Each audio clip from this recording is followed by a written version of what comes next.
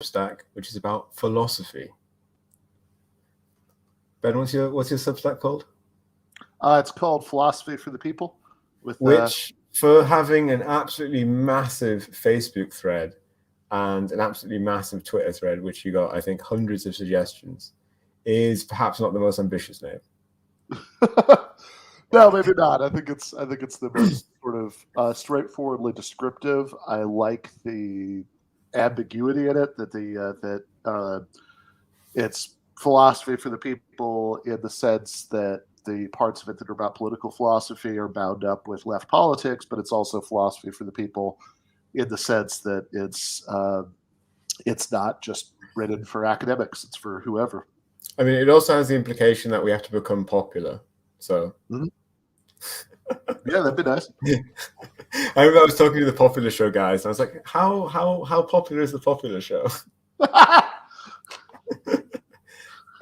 So philosophy, but my impression is that we're probably not going to be talking about, say, Mariology or ontology, right? Are we doing philosophy, but we're doing value theory, or do you think we are going to talk about like maybe some like teletransporters or whatever? Oh yeah, definitely some teletransporters. So yeah, Mariology, for anybody who's not there's no far too many words. Who's not familiar with that, is the branch of metaphysics where we're interested in parts and wholes. So, like, is there an object that's constituted by this coffee cup and the little finger Donald Trump's right hand? And is there an object formed, like a composite object of the two hosts of I've forgotten the name. What? I've forgotten. It's not popular. No, of this. What's this called? Oh, yeah, there we go. Give them a philosophy. Give them a philosophy. I like it. No, yeah, there were a lot of suggestions about like along those lines. Kind of plays on. I give them an argument. Yeah. But yeah, well, the Substack is called Philosophy for the People. I'm actually not totally sure how we should brand this yet. This is obviously early days. Yeah. As people can see, I haven't even set up like a recording space in my new apartment yet. I'm not going to be permanently on the headset in front of some kitchen shelves. I kind of like the decor. Yeah, I don't know. Maybe I should, but the plan was to set up a nice place with the nice microphone and a green screen and all that stuff. But we'll see. Maybe for this, I'll just stay in front of the kitchen shelves. But yeah, I think it would look good just if it was more like face on. I think there's something where kind of when the camera's coming up at you, it kind of looks like you're like getting interviewed for a job you don't really want. So if I could just get the angle, like get the computer elevated a little bit. All right, this is good. This is this is fascinating. I'm sure to watch or listen to us having a production meeting about exactly where the camera should be. But yeah, right. So is there a object? Is there a Steph bed object that's constituted by the two of us, or oftentimes people who think that there is, that's combined with this four-dimensionalism about time, which is the view that what we think of as the past and the future and the present all equally exist in some sense. So it's like, is there an object that's constituted by Stefan and also Julius Caesar and also the last living Tyrannosaurus? Is that like a particular object? What would it mean to say that there is or isn't? So yeah, that's kind of fun. I'm not sure how much I have to say about that. So I don't know about. Yeah, I think the two of us would probably agree on some kind of boring, like pragmatist physicalist idea of kind of it's an object if we think it's useful for it to be an object, right? Yeah, maybe, right? That's a good question. I think. I think there might be some sense in which, I guess, sure, right? I mean, there's like there's sort of no point to highlighting all of the other ones, but I mean, I guess I'm I'm not sure. It's been so long since I've thought about this. I'm not really sure what's at stake in whether we say. Well, that's the thing with philosophy. Nothing has to really be at stake. Yeah. Well, okay. So this is a good entry point, maybe. So, because your other example was about teletransporters. So there's this whole genre of thought experiments about personal identity. That, like, if if you were offered a trip to Mars, the way it worked is that there's that you walked into the teletransporter station on Earth, and it took an exact molecule by molecule scan of your body and destroyed your body in the process, and built out of local molecules on Mars, a molecule by molecule, and crucially neuron by neuron replica, Stefan. So when that person was up on Mars, from their perspective, they would remember stepping into the teletransporter station on Earth and stepping out at Mars. Would that in fact be you, or would you just be dead? And that's a different person. And I think this is actually that's actually kind of a fun one, like, because there's definitely more fun than mereology, but also I think there are some interested issues that are raised there, like right. I mean, there's stuff kind of you could, like, not kind of the teletransporter. I think that's basically physically impossible. But people's idea of kind of like mind uploading, and if you have like a very kind of generous, you need a very generous idea of personal identity for something like mind uploading to work. Yeah. In the sense of it kind of transporting kind of your personal identity. And that's kind of are there ways we can kind of survive our bodily death, which kind of the nerds that have recently been like embezzling billions of dollars, they think that you can, and they have this very generous idea of personal identity, as well as they've got the, like, and some of the weirder effective altruism freaks have become the long-termists, where, like, they explicitly believe that all that matters is that we maximize the number of, like, disembodied minds living, full rich existences in their post-singularity computer form, billion years in the future. And and basically anything that happens right now is balanced out, if we have enough of them. But yeah, look, I think there are actually some issues of real human interest there. I mean, about whether that would be you. Even the teletransporter example, I think that I'm often fascinated by how many students will say, no, that wouldn't be me on Mars. I would just be dead, right? That would just I'm definitely, if you're wondering, that's not me, I'm dead. Personally. Yeah. Well, I'm fascinated by how many people, and I know this isn't you, but how many people both say that's not me, I would be dead, and also say that it's entirely possible that after they die, they will still exist in heaven, right, or perhaps be resurrected after Jesus comes. Oh, obviously, my soul isn't made of molecules.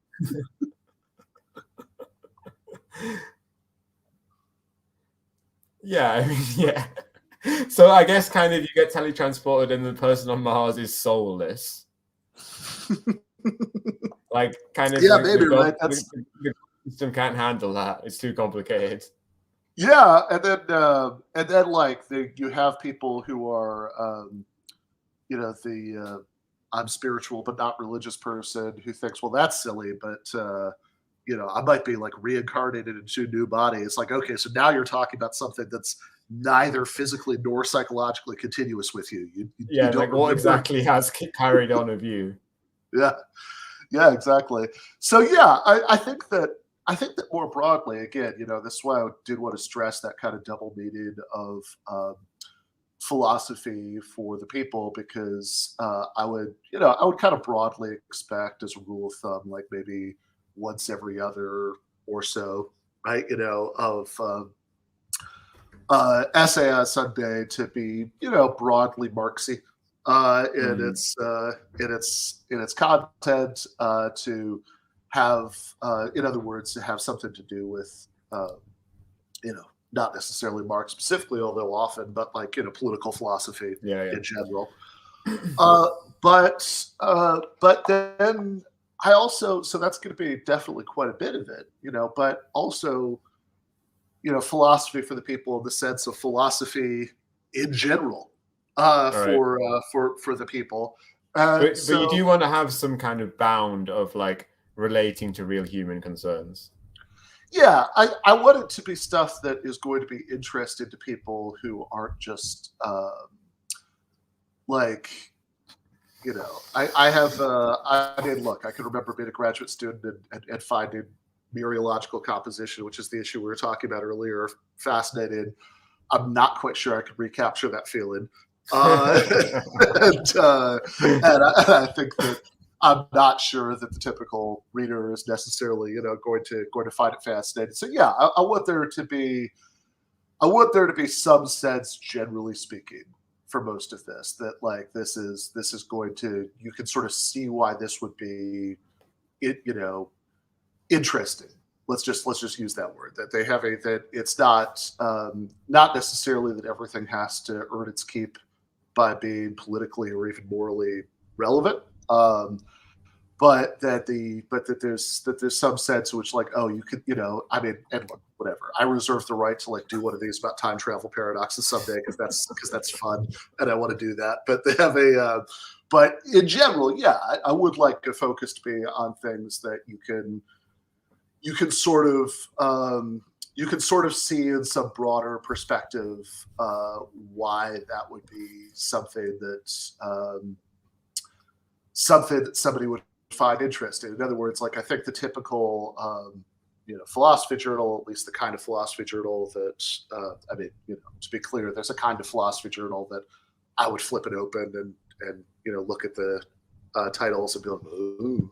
But you know, the kind of philosophy journal that my particular training and inclinations would lead me to be able to open up and sort of get everything that's going on, is going to have quite a bit of stuff that would not pass that test, right? I mean, it's going to, because in fact, the incentives of academic publishing really reward that they, right. that, you know, you want to, like the originality above all else is rewarded, but also you need to be talking about things that, you know, other people, you know, on your tenure committee, for example, take seriously. So, you know, so you have to find things that are have already been written a bunch about, but, you know, but you're making some really specific new point that intersects in some way with everything that people have said before, which, you know, kind of ends up slicing things thinner and thinner, oftentimes kind of the point of absurdity. I mean, like, I think in general, what we broadly think of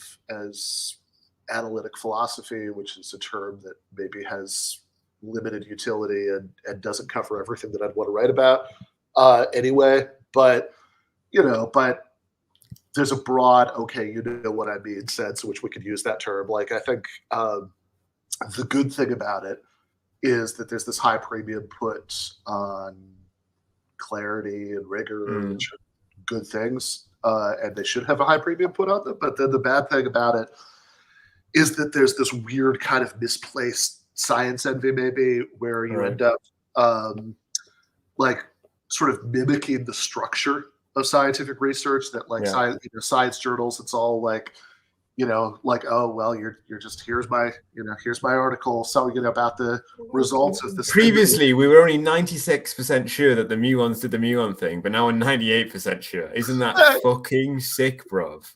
Yeah, exactly. And it's like, but like, science has an excuse to be like that because it all actually adds up to significant advances in knowledge cumulatively. And the thing about philosophy is that it really doesn't, right? I mean, that's just not how it works. You know, that that like oftentimes, you know, you could make a really narrow point, and it's just a really narrow point. Like, that's you know, like it might or might not have the slightest relevance whatsoever to like a larger, more interesting one, and generally probably not. You know, so I think that, like, because I'm not interested in just, you know, in some cases, maybe you'll have things that could almost be journal articles if they're presented differently or whatever. But because I'm generally not interested in just, you know, I don't want to write journal articles and put them on Substack. Like, what's the point of that, right? I think today's is very far from a journal article. Yeah, today's is very, very far from a journal article, and has lots of cute photos of Ben's Chinese students. So you could click on it just to see the cute photos, and Ben also posing by very Chinese-looking Marx. That's true. Yeah, there was a picture of the philosophy department. They had all of these stylized portraits of historical philosophers. So I asked them to take a picture of me in front of the Marx one. They're making a big push in China at the moment to hire more Marxism teachers. Well, I will tell you what. So when I was there, I started out today's by talking about this class on David Hume that I taught in China in 2018, and it was part of this International Education Weeks thing where a bunch of Western professors came to teach these like 1-credit summer classes, and there was this guy there who was like a Marxist anthropologist, and he had heard that people had to take Marxism classes at the university. He was like fascinated by this, right? What do you learn in Marxism class? What is that like? And he and I'll also say, so separate from this conversation, even one student I heard said that at least maybe this, I don't know if this is accurate or not, but they said that they don't need to read Marxism classes because the Chinese Communist Party has distilled and perfected this in a way that makes that unnecessary. But, I mean, that's kind of the analytic philosophy kind of aspiration, right? That no one needs to read Aristotle or Plato because we've made the best summaries and you can just read them. Yeah, no, very true. I actually think there's a interesting question to be had about whether some version of that is like, I guess maybe at that point you wouldn't call it Marxism anymore, just be scientific socialism, but like whether that actually should be an aspiration. But I will say, so this guy managed to get a meeting with a couple of the Marxism professors, and there was like a student there to translate, and I typed along to the meeting, and it was the weirdest thing because like the Western Marxist anthropologists kept trying to get the guy to talk about economics, and he was kind of weirdly reluctant to do it. And right. He said a couple things that were not in any way, shape, or form to the left of what you would expect a Paul Krugman column. And then about like the real economy and stock bubbles and stuff like that. There was somebody at one point, the student translator, because like the conversation was so unclear, sort of interjected and said that she felt like the two big things she'd gotten out of her Marxism class were about like what did she say? It was like individual, like sort of like hard work and a good individual ethos and building up the Chinese nation. Those two concepts Marx is constantly talking about. Hard work and Chinese nationalism. I mean, there's a lot of hard work and capital. A lot of people work very hard in that book. I'm reading it, sure, yeah.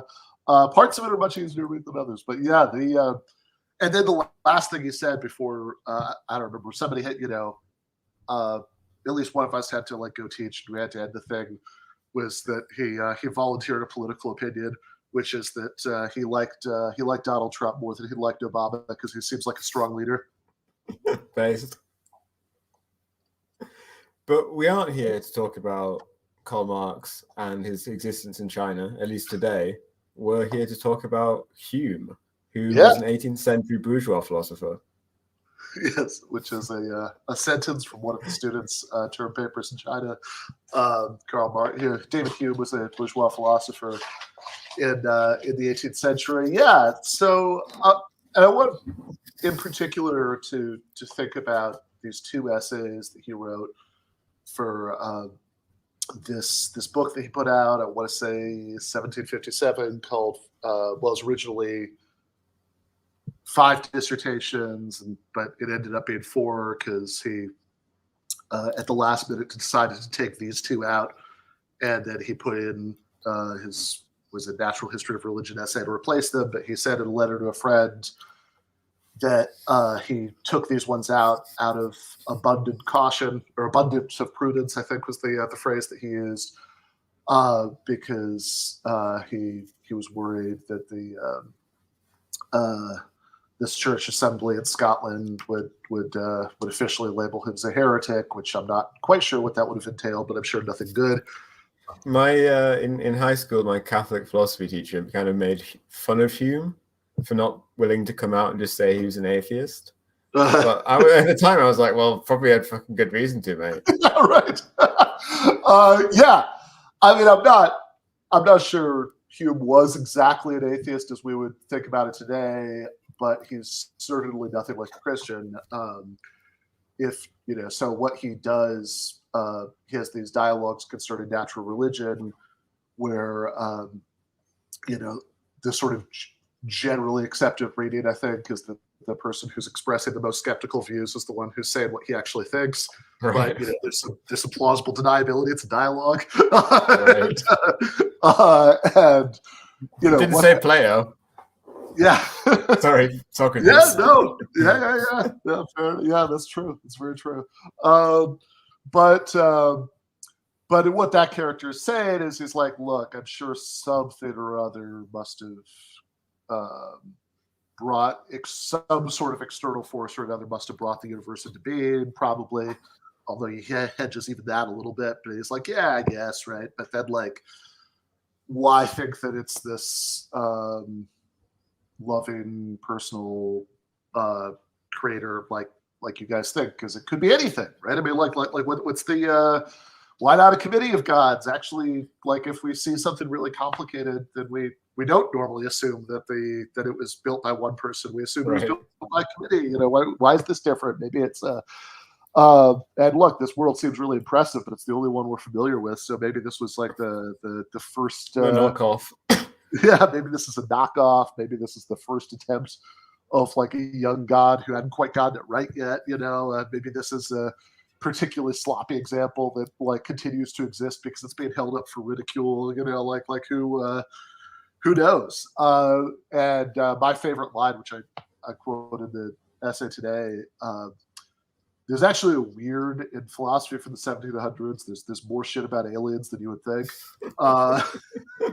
That's scary spider aliens. Yeah, in this case, he says, well, look, if there was a whole planet, where that was inhabited by sentient spiders, which he actually says this, there might actually be out there somewhere, then doubtless they would think that they were created not by the kind of God we're imagining, because we're the sorts of creatures who design and plan things, and so we imagine a design and planning God, but they would imagine a cosmic spider just mindlessly, spitting out universes, and that's really none of these things. I mean, a lot of these things seem silly to us because they're so culturally alien. But I mean, if you take that out, what's to make any of these a better explanation than the others? So if he's not quite an atheist, if only because he's living,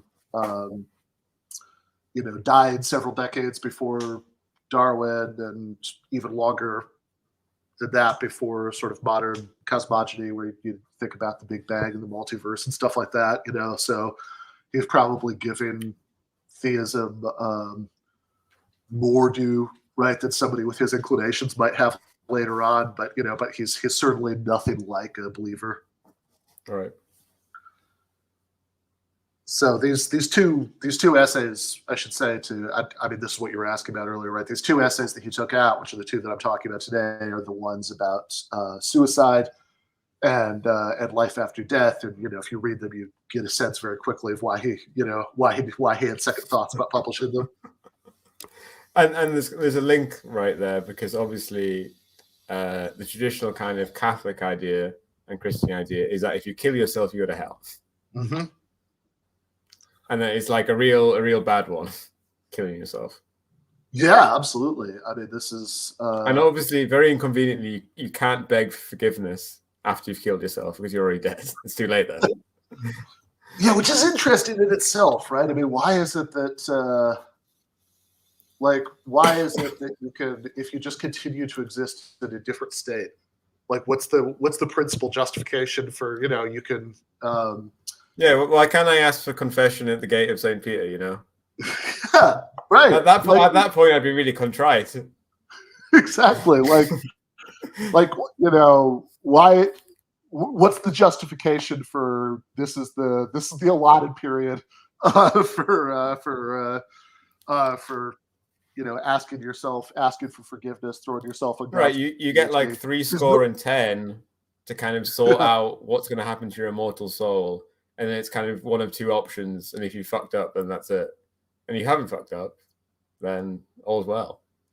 Yeah, but like you can fuck up within the 10 and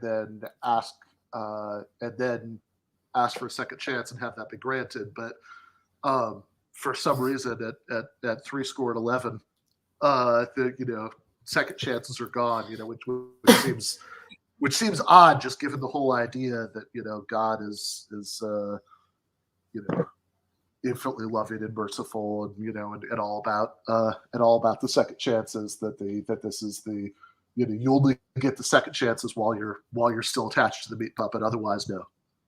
Right. Or, you know, in the views where you're resurrected physically, you know you only get another first round. You know, there are no second chances. You know, seems awfully arbitrary. But one of Hume's big objections is that, which will anybody who's ever seen the show the Good Place, I've always wondered if this inspired a plot point in there, is that he thinks that that a perfectly benevolent being wouldn't just sort everybody into two possible destinations, because says most of us float somewhere between vice and virtue, and you can't. And so, you know, why assume that everybody is either good enough for the good place or bad enough for the bad place? You know, he says in the you know, my favorite sentence from that essay, you know, that if you go about the world trying to separate the righteous from the wicked, to give give the righteous a good supper and the wicked a good beating, you know, then the more you talk to people about each individual person, and the better you understood them, the less easy it would be to sort out which one was which. Right. And I mean, you kind of highlight the objection from someone in your class who was an evangelical, who basically said, no, actually, the situation is that we're all wicked. And it's quite easy to sort us, in the sense that we're all wicked. And that's kind of my Catholic thought was something similar, which was to say kind of like, you know, we are kind of wicked, but at least according to Catholics, it's really easy to get into heaven in a very significant sense, in that basically you can do whatever you want. As long as you've kind of discharged your sins at the end in a genuine way, and kind of you actually do believe, then it's off to heaven regardless of what you've done. So it's actually really easy to get in, basically. And, you know, I don't know if you know this, but I should have mentioned it before, but the Church of England do actually think that you get another choice after you've died. Oh, interesting. So they think it's really easy to get into heaven. And they're also annihilationists, who think hell is permanent separation from God, in the sense not of you being somewhere else, but in the sense that your soul is just annihilated. Okay, yeah, that's interesting. They've really softened up over the centuries. The originally the Church of England has these 39 articles, with some number of articles of faith. I don't actually remember what the number is anymore, but that were like this. I think this like weird compromise that Queen Elizabeth oversaw between, you know, people who wanted it to, you know, stay more theologically Catholic, and people who wanted to be more Protestant or whatever. And I think one of those is that, you know, purgatory, which is the sort of original second chance idea, that, you know, that you get, well, you have to serve your time, you know, but like if you're not super bad, you know, like you could have still eventually make it into heaven, you know, you just have this sort of pseudo hell for a while. That this is like a wicked popish idea. There's no such thing. So originally they're very intense about this. That's nice. I mean, it is easy to forget rather that England and Britain used to be a really intensely religious place. That it had the first bourgeois revolution, but this was a bourgeois revolution which came out like of a very strong Christian. And especially in Scotland, things were very intense for a very long time, which is why Mr. Hume didn't want to publish these essays. Yeah. Right.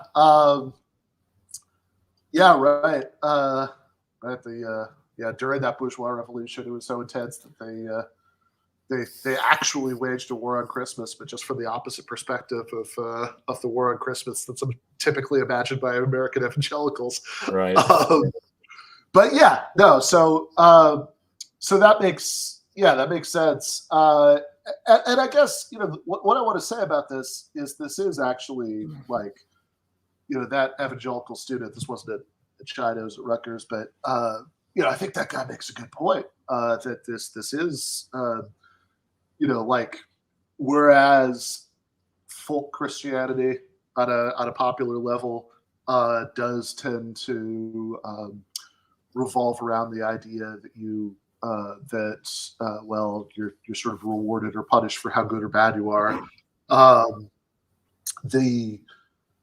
What would be regarded as doctrinal orthodoxy historically by most branches of Christianity would be the idea that everybody deserves to go to hell, and it's an act of divine grace that God allows some people to escape what they deserve. I mean, there's the really grim version of this. Anybody who's ever seen the horror movie The Witch, the Vivitch is kind of how it's spelled. There's this really intense scene with this like Puritan settler walking around hunting with his son, and the son asks him if his baby brother who just died is in hell. He's like, I don't know, maybe. Because God has decided that some people are part of the elect and they don't have to go to hell even though they all deserve it. And maybe your baby brother was, maybe he wasn't. Who knows? And there are shades going up to. I mean, I think post-Vatican II Catholicism almost does shade more into the popular conception, because there's this weird idea that that even though Jesus says that the only way to the Father is through Him and all that, that maybe some people like subconsciously accept Jesus, and we can tell because they're like good enough. Right, and they have an explicit Jew exception too. Yeah. Where they're like, we don't know how it works, but God is not to be made a liar. So clearly the first covenant still exists. We don't know how that works. We don't know how someone can be saved apart from via Jesus. But God is not to be made a liar. So the first covenant is in effect. So Jesus saved. We don't know how it works, but they are. Right. Yeah. But I think this is like a real flaw in the essay. He doesn't address this point more explicitly. I think that maybe he just thinks the idea that everybody deserves it, is just sort of self-evidently ridiculous. Right, because the problem is kind of justifying why anyone would deserve it. Yeah, the traditional right. description of hell of actually being because again, Catholicism hasn't quite endorsed annihilationism, but in the catechisms they're like the really bad thing about hell is that you're separated from God, and you're like, what does that mean? Yeah, right. I mean, it'd be fun to think that what that meant is just that. Hell's just like this. It's like that. There's no visible. There's no obvious manifestation of the existence of God, but you're just living a normal life. There's fucking dinosaur bones everywhere. Yeah, exactly. So you're just kind of out and about, and you're going to you're going to restaurants, and you're going to work, and but it's just you're just missing out because you're not when you start thinking about it a little bit, a bit of your heart hurts. but that's it basically. But of course, for the consequentialist, over an infinite time, that's infinite pain. So it's still just as bad as anything else. That's true. That is a fun consequence of consequentialism. That if you have like an afterlife where like your ankle kind of hurts, but otherwise everything is fine and it lasts forever, that actually works out to be just as bad as like the classic hellfire version of bad afterlife. The one from Less Wrong is like a power tower of 3 beings who have like a little bit of dust in their eye. Yeah, right. I mean, it's that's straight. Like, but yeah. So I mean, and I do think, and I will say, I mean, just in terms of my own moral intuition about this, for whatever it's worth. I mean, I've always thought the idea that literally anybody would deserve eternal punishment was insane. That like if it's Jeffrey Dahmer, Hitler, Genghis Khan, that like surely even the most hard-hearted human after a few trillion years of torment would be like, okay, let Hitler out. Yeah, I mean, it's the one when it comes up on R/Ask Philosophy where I'm like, I do know a fair amount of this, but I can't really provide any really good reasons for why, you could go along with it. I think the Catholic thing and kind of the Anglican thing is to say like, well, it doesn't really happen to anyone. Right. But then like, why does the whole kind of structure exist? Yeah, right. Why did you bother with hell if you weren't gonna put any souls in it? But I think it's just one of those things where it's written in the Bible quite clearly that at least something significantly very bad happens. Like, and the weakest you can kind of weaken that to is annihilationism, which is fine, I guess, in the sense that God will just make more souls. But yeah, it's kind of a drama for any kind of liberal Christianity. Do you think it's fine? I mean, I wonder about that because, like, I have to say, and I mean, look, I think that's what's actually going to happen. That, right? But if God is around, it seems kind of mean for him to do it to me. Yeah, exactly. Like I think it's going to happen, but I'm not looking forward to it. I'm like against it. I guess I was taking kind of the point of view of the universe, kind of consequentialist. But yeah, it doesn't matter as long as there's a new one that comes along.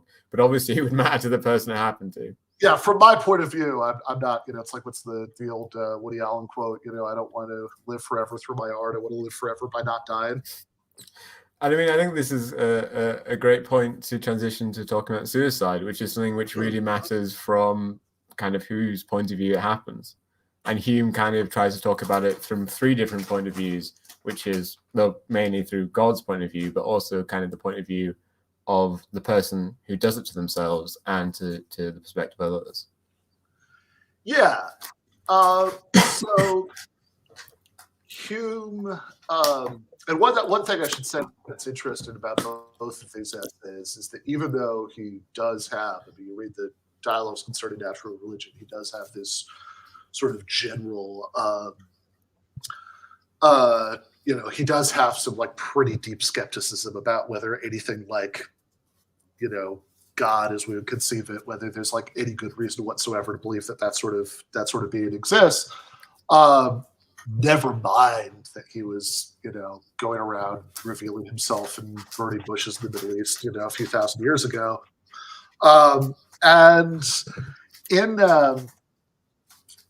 But nevertheless, in both of these essays, he sort of bracketed off those doubts and being like, okay, whatever. Like, I'll give you, like, let's assume that this all works the way that you think it does, more or less, right?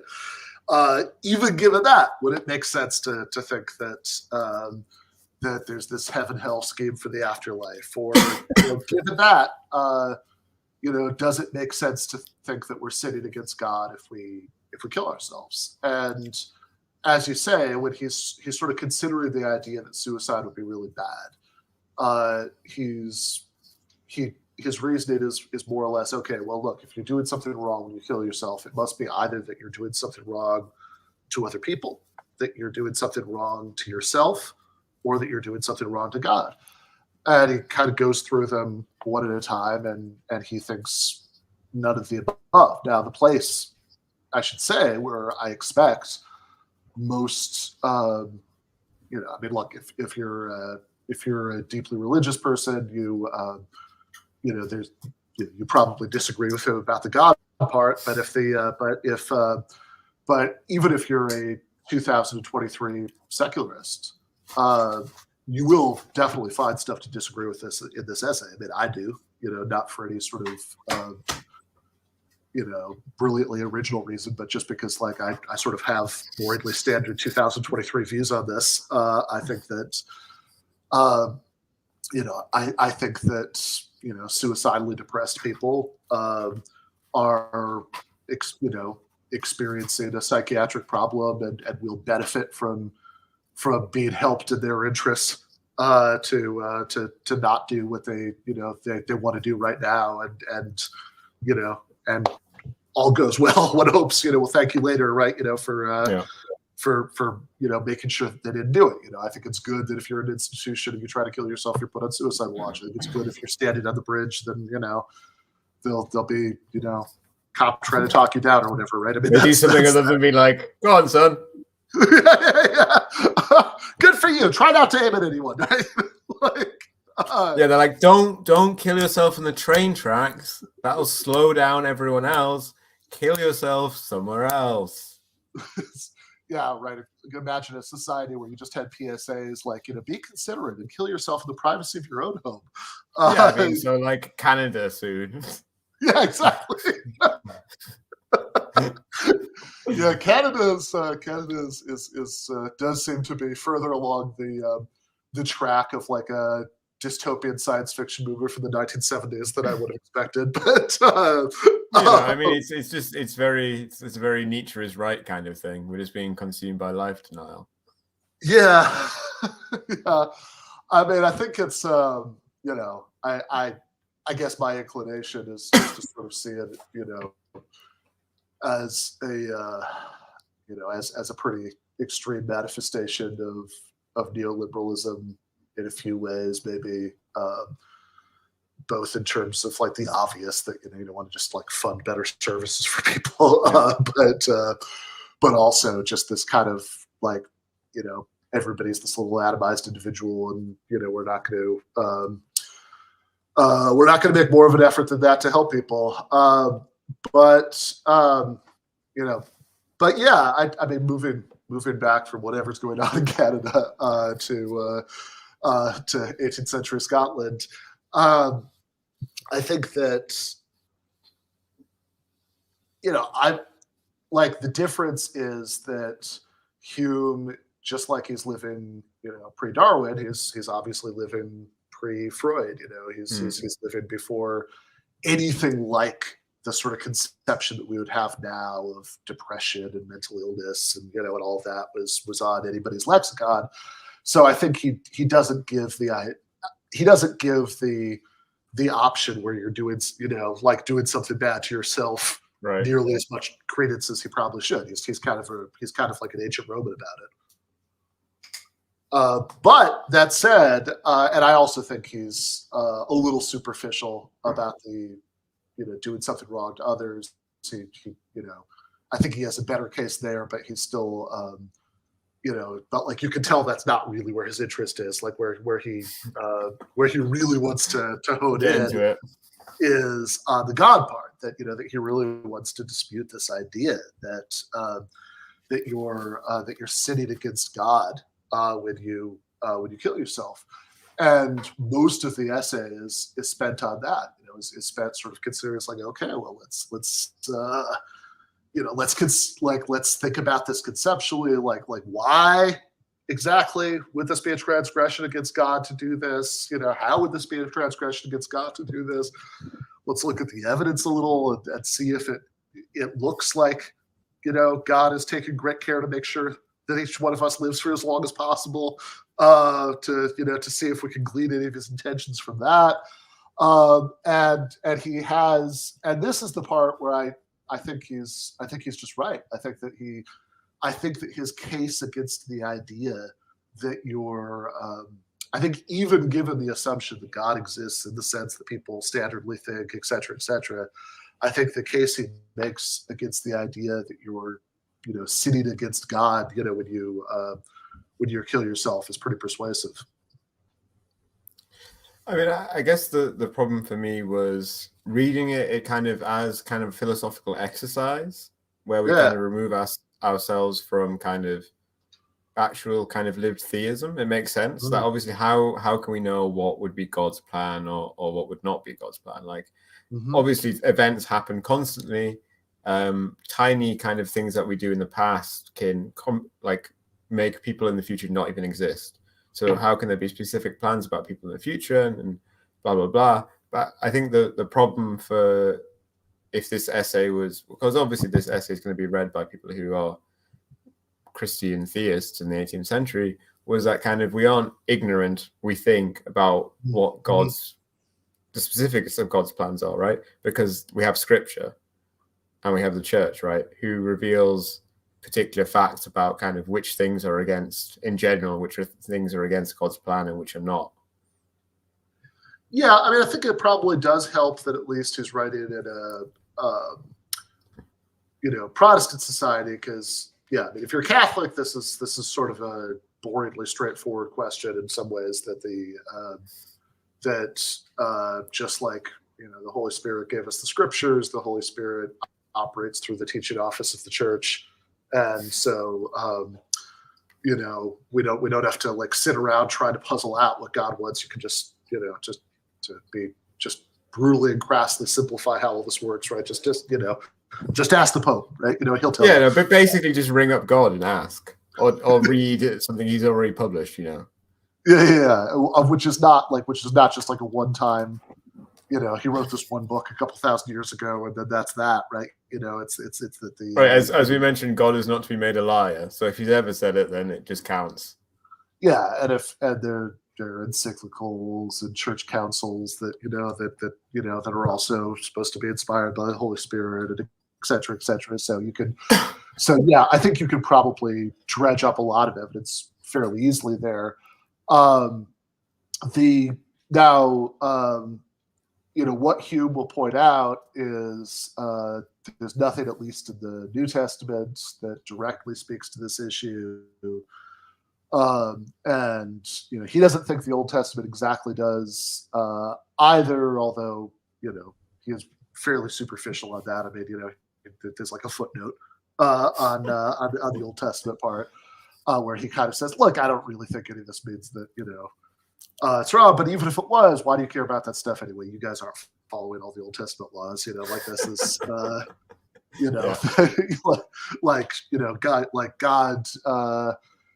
God sent Jesus to do away with all that anyway, right? So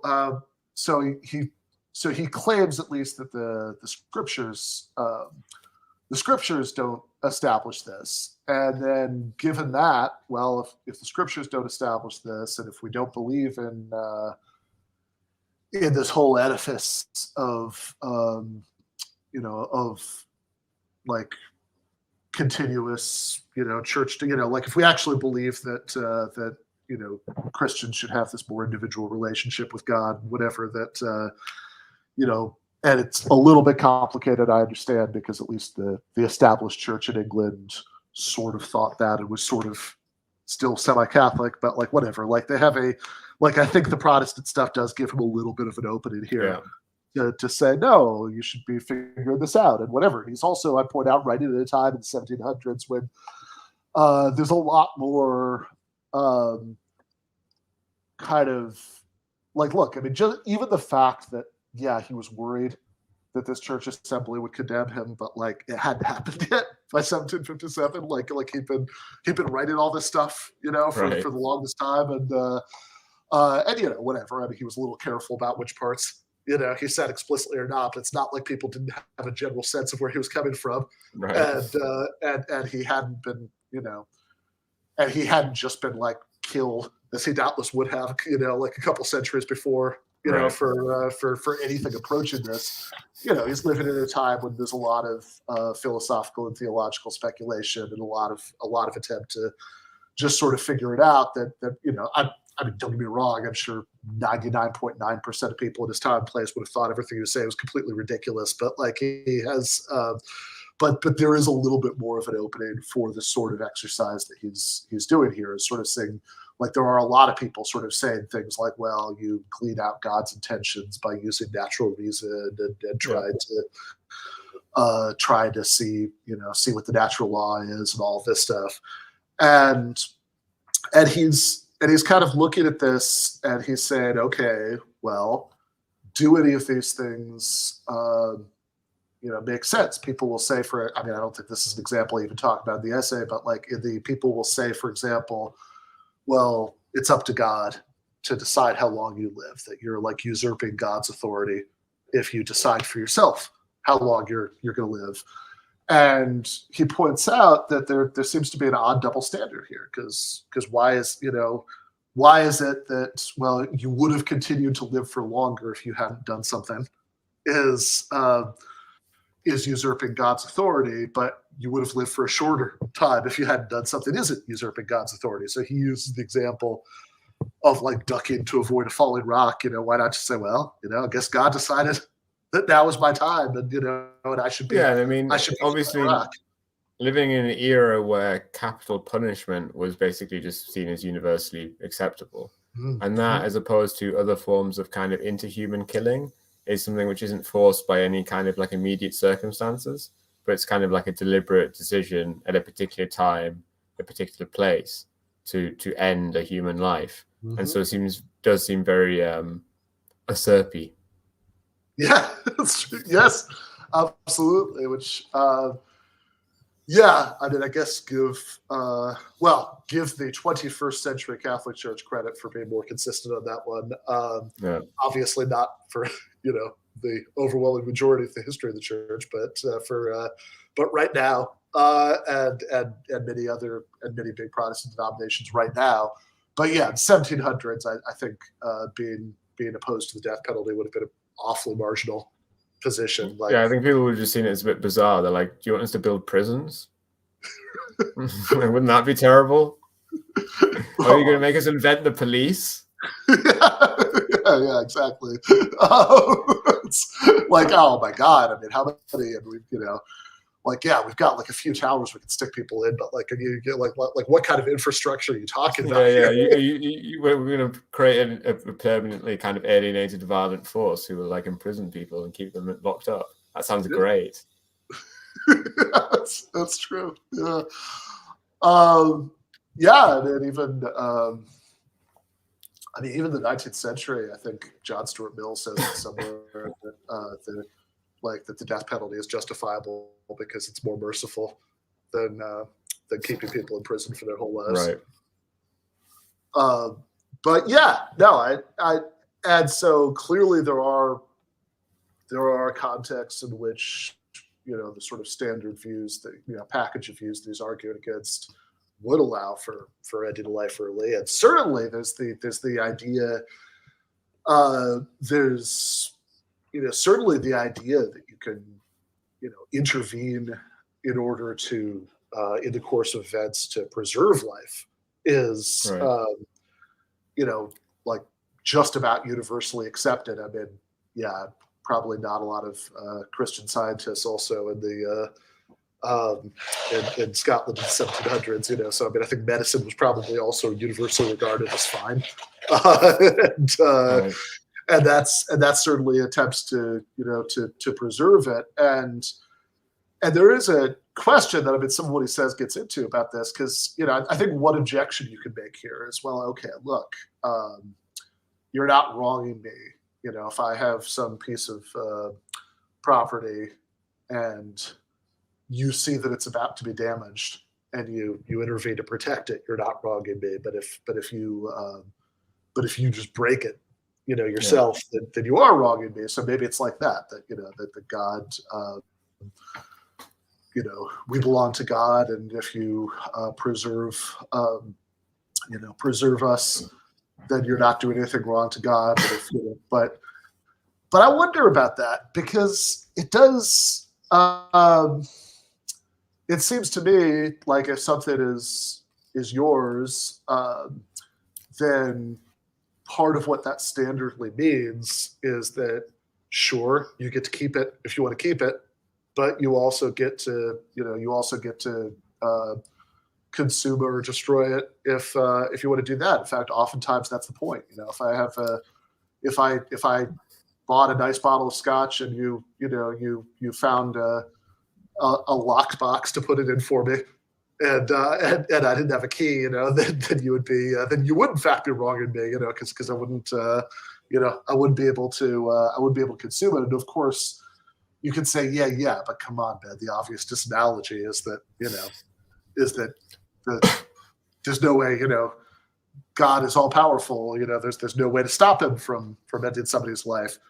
Okay, Hume presumably say, but God is all powerful. So why did that cut both ways? Why is it that if God really wants you to preserve your life, he'll be able to do that. Yeah, I mean, God sent me a message that I need to fucking kill myself, brother.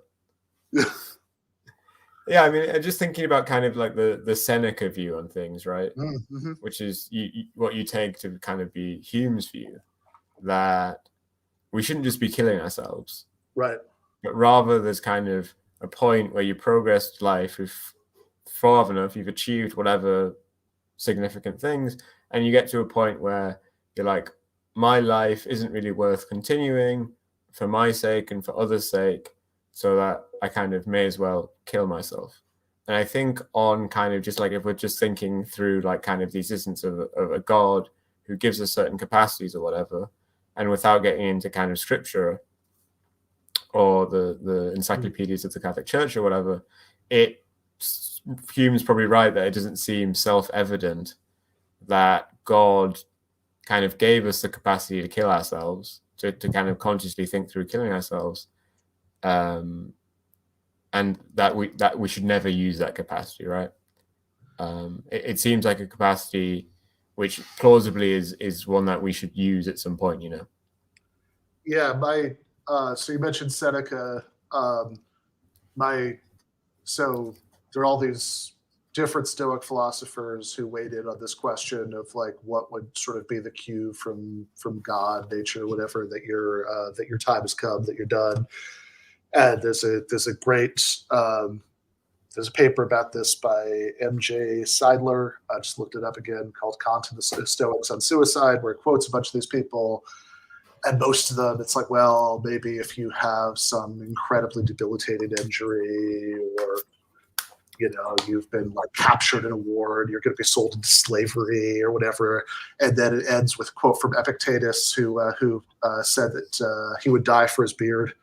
If his beard was going to be shaved off, he would kill himself. Which is maybe an extreme view, although I'm not unsympathetic. But yeah, it's so Hume's point about this is that there's this very popular idea that, well, God wants you to preserve your life pretty much no matter what, and maybe we'll make an exception for the only way to preserve your life is to tell the Romans that you've renounced Christ or whatever. But by and large, God wants you to preserve your life no matter what. And people will often express this. I think there's like a secularized version of this that persists in the thoughts of a lot of people who would think of themselves as religious today, which is, suicide is the coward's way out. That you have, which I think at least the original religious version of the thought is, well, you're given this certain set of trials to bear in life, and you have an obligation to bear them. That it's, right. If you're about to have infinite good life, it seems a bit kind of weak to kind of be like, oh, I can't be asked to do 70 years before infinity. I'm going to do 40. Like just fucking man up and do them. Yeah, exactly. And so Hume talks about this desertion metaphor that people use. That's like, well, you're like a sentry who's deserted your post if you kill yourself before your time is done. God has put you in a certain set of circumstances, and you have to just and you owe it to him to stick it out. And this is where he makes a very Seneca-esque comment about like essentially, okay, but wait a second, but once you get to the point where it doesn't seem, worth living for various reasons, like why isn't that God recalling you from your station? Yeah. And he sets this up as a dilemma, because says, okay, here's the real question: is there anything that people can do that that will mess up God's plans? And he spends a lot of time on this. Whatever, people could read the essay for me talking about it there, but like about the sort of idea, well, look, can you mess up God's plans for the world in general? And he gives all these reasons to think no, but they think, okay, well, forget the world in general. What about God's plan for your specific life? And he says, well, hold up. Now, like, let's really hone in on this. Does God have a plan for your specific life? And here's the question: is it possible that voluntary human actions can mess up God's plan? And if so, why assume that God even wanted you to exist in the first place? Could be that God's plan was that your mom was going to be a nun. Could be that God's plan was that she was going to get together with somebody else, not your dad, etc. And on the other hand, if every single one of those things was divinely preordained, it's not possible, for us to, for anything to happen that would make it otherwise, that the people who God wants to exist at the time he wants them to exist, and all of that. It's like, okay, well, once you get that level of divine determinism, then why is suicide as an exception? Why isn't that God just recalling you from your station? I mean, I guess there is maybe a distinction to be made between going, like, kind of messing up God's plan, and going against God's will, or God's kind of notions of how things should go. Like, obviously, we aren't capable of catching God by surprise, right? But if God has any rules, then kind of it's almost necessary for us to be able to go against them, right? Yeah. So I think that there's a question here, like, if you say that when you kill yourself, you're sinning against God, then there are at least two ways that could go. One is that, like, there's some reason that, there's some reason that God would want you to do this, that, like, there's like a reason that this is bad for God in some way for you to do this. And then the other one is just, God doesn't need a reason. Just that, it's like, I don't know, you're a kid and your mom has told you to, take out the trash. It's like, don't ask why, just do it. Right. And so it's, you could just think that, well, arbitrary, like, divine will can just be completely arbitrary, and it still has moral force. You're still doing something wrong if you disobey it, not just. And I think that's what we need to be talking about, not just like unwise, that, like, in the same way, like, not doing what Stalin tells you is unwise, but right, because you can get into the game of it being like, well, I'm doing the thing so I don't go to hell, which just seems a completely unconvincing. Like, if like, at least according to what Catholics say, I don't know what weird Protestants say.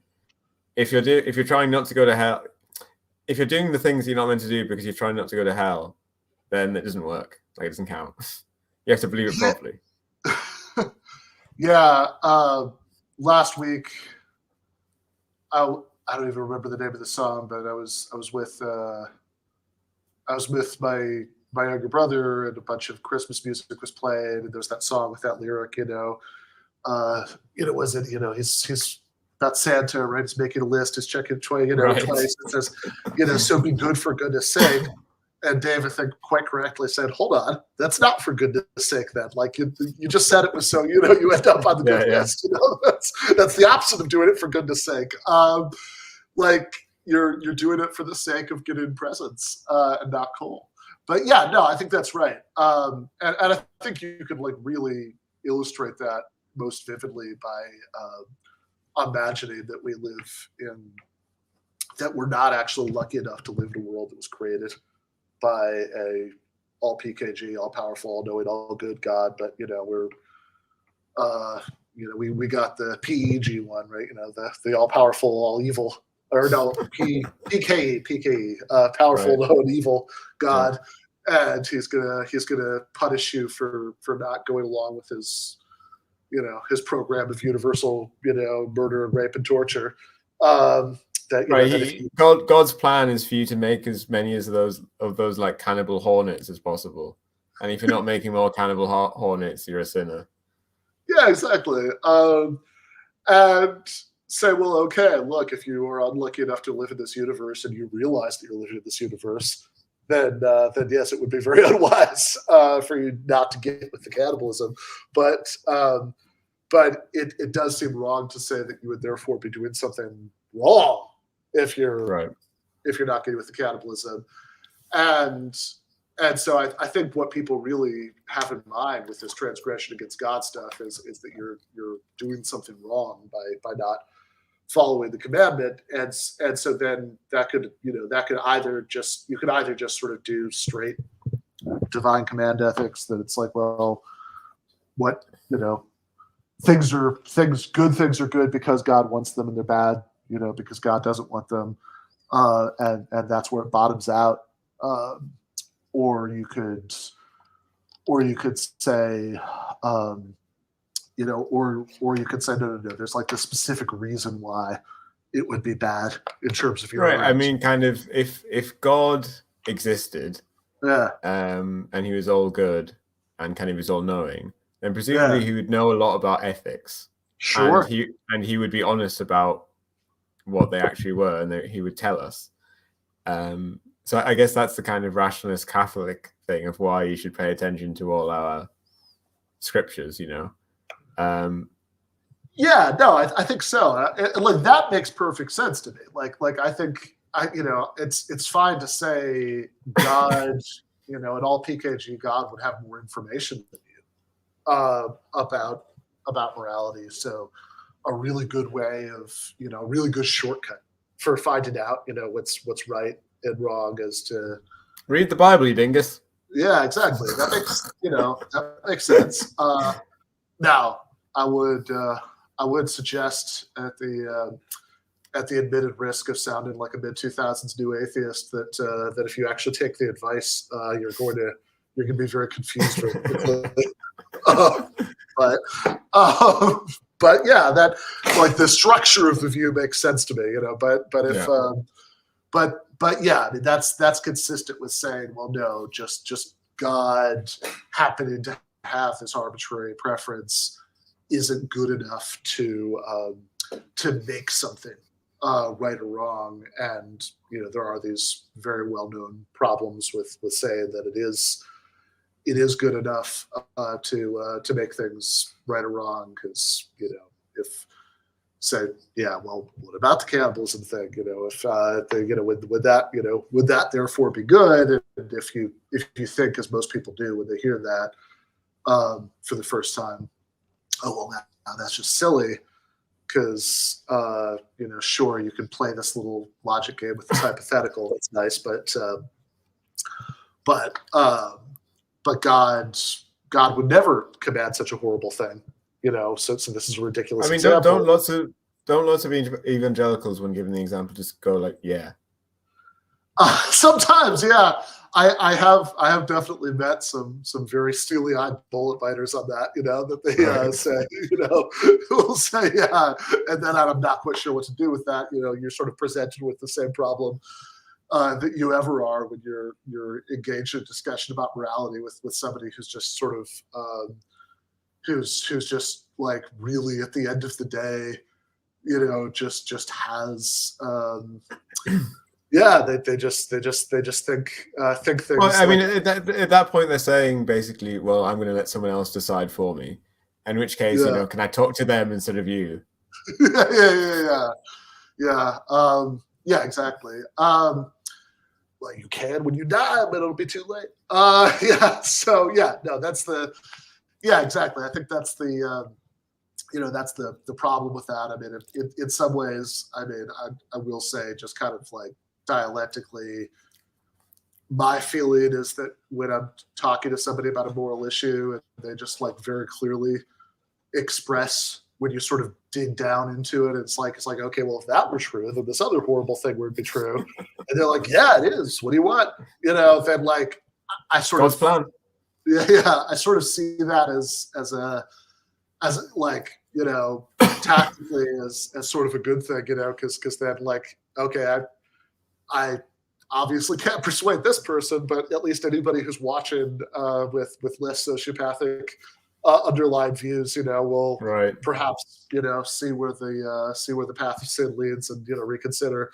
But yeah, no, I think and I think this does get to sort of the point that the essay ends on, which is I think a really crucial issue, which is that there are all these responses over the years that people have done to this essay where they make like half a good point, and the half a good point is, well, hold on though, if Hume is right about all these arguments that suicide can't be wrong because it's transgression against God, then wow, we can just start applying this to everything, right? I mean, nothing is wrong because it's nothing can be sinful because if you have like, I don't even remember if this is from one of those essays criticizing Hume, or I'm just repeating something a student once said, but either way, it's a good example, so I'll just run with it. Which is, he has this line about how, well, hold on, if you're not messing up God's great plan for the world by diverting a mighty river to irrigate a city, then are you really doing it by diverting a few ounces of your blood? And there's this very rhetorically powerful response to that, which is where you say, well, come on here, buddy. Let's think about this. Why not just use this to justify murder? Like why can't I, what's the big deal about diverting a few ounces of my enemy's blood? But then I say, it's like, yeah, the reason I think this is half a good point and not a whole good point is that, yes, absolutely. A lot, not everything, but a lot of what he says would equally apply to thinking that the thing that was wrong with murder is that it's a sin against God, but also go right back to where we started about how deep the skepticism is running here. He might not have wanted to publicly admit it in 1757, but I think that Hume, given this objection, would have been, and feeling like he could speak freely, would say, yeah, now you're getting it, right? Like nothing is wrong because it's a transgression against God. Things can be wrong because they're transgressions against other people. Right. And I mean, that's the kind of unfortunate position you are in, listener. Unlike the Catholic Church being right, where you could hear advice from God on what is right and wrong in ethics and politics and so on. Unfortunately, in your case, in the world we live in, you have to listen to us too. Yeah. And I think that will sets up well kind of the project on the Substack and on here, that there isn't kind of an external force which can tell us these things. Rather, based on kind of our human desires and wills, we have to work these things out for ourselves. Yeah, exactly. I think that's a really good place to end it. I think that's a really good way to put it. I think that this is, I think some people hear that and they think, oh, like they kind of hear it as this kind of, hubristic, like humans aren't brilliant, so figured everything out. But it's like, no, it's kind of the opposite. It's like you're in this really unfortunate situation where a lot of these things are incredibly unclear, and you have to think hard about them. And even when you've done it, you're not, you can't be sure that you got it right. You're just sort of doing your best. Yeah. But this does maybe get to the point about how, look, the one next week is going to be about G.A. Cohen's criticisms of Rawls, which is the kind of core stuff that I think people who know me from other contexts would more expect me to be talking about. But about why I see all of this stuff as this sort of this kind of broader human interest, because you know, if it turns out that these things, that like a lot of these things are these like giant question marks, and you just kind of have to muddle your way through as best you can, you know, like it's whatever else you want to say about that, it's at least interested. Right. Ben, is Rawls' original position like reverse heaven? It's a place you go before you're born to sort everything out. Yeah, no, I suppose it is a little bit like a reverse heaven, and you're not there because of the choices you make in life. Right. You know, you're making choices about how life is going to be, but you know, not exactly for you. Yeah, no, it's I like it. I like it. It's good. So yeah, next week we're going to go to reverse heaven and check it out from a Marxist angle. Yeah, sounds fun. Cool. See you then, guys.